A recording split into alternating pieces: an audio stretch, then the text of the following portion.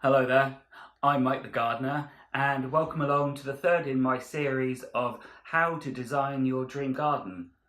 In the first two episodes, if you've missed those, we've looked at garden styles and soil, and today we're going to look at the benefits of actually drawing up a design. So how many of us have been to the garden centre of a weekend, picked up a beautiful plant, pushed the trolley along, found another one, popped it in the trolley, gone home with a collection of plants that you've got no idea where you're going to put, but you'll find a home for them somewhere, and you repeat this process week after week until at the end of the summer you've got a garden full of beautiful plants, but it's a bit of a mismatched collection, one of this, one of that, another one of something else. So that's the first good reason to have a plan in place. It gives you some direction and a purpose so that when you buy plants, you're heading towards your dream plan. So if my first reason isn't good enough reason to design your dream garden, think about how many times you've got things in the wrong place. How often do you trudge across a wet lawn to hang the washing out? Have to walk to the end of the garden to collect some rosemary or some herb for cooking? Or perhaps it comes to the evening, you've got a glass of wine in hand and nowhere to sit because you've got nowhere to sit in the sun. So some more reasons to think about designing your dream garden. It gives your garden purpose and allows your garden to work really well for you. Now, probably the most difficult part of drawing up a design for your garden is actually drawing out the boundaries of the area that you want to be designed.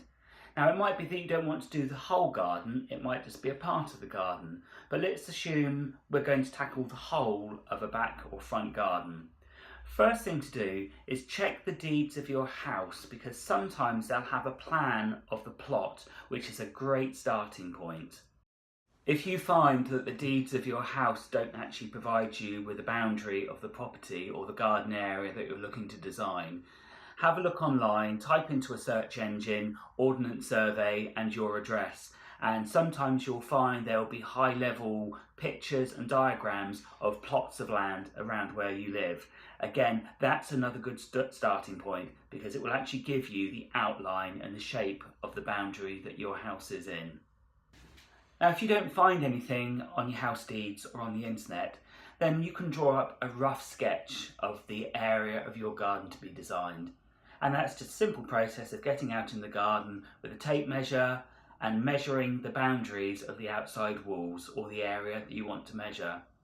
We're not going to do a degree in garden design during this series, so something basic, something so you've got a plan that you can actually work towards.